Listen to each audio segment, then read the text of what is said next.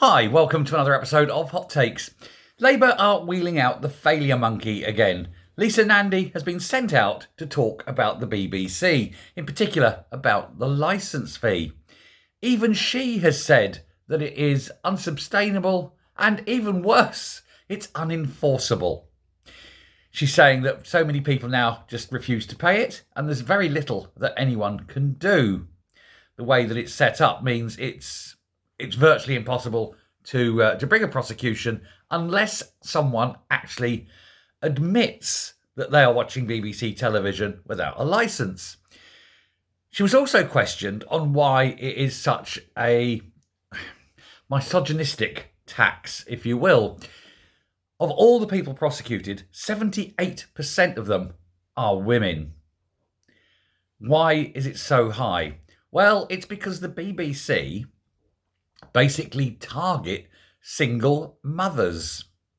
It seems that this is policy because they know that single mothers will undoubtedly not be able to afford the licence, but will put the TV on for their children. And they also work on the principle that they're often too busy to think about not letting people in or, failing to ask the questions. They tend to be, let's just say, less educated on the whole. That doesn't mean stupid, of course. One does not begat the other. But it does seem very odd that all these women are now causing problems for the BBC. They're being seen as attacking women, anti-women, because of these prosecutions. And so she's saying that there's nothing left, but it's going to have to change. Now, I agree with her. Just get rid of it. Abolish the TV licence. Make the BBC subscription. It likes to bang on about how good it is. Absolutely fine. Absolutely brilliant. Let it be good. In fact, let it be so good that people are prepared to pay for it. And of course, if people aren't prepared to pay for it, it's maybe because their output is not popular. Why would that be? Possibly because of its constant pandering to the left.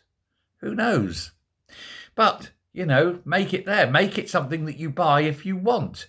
Why should you have to pay a tax just to watch shite?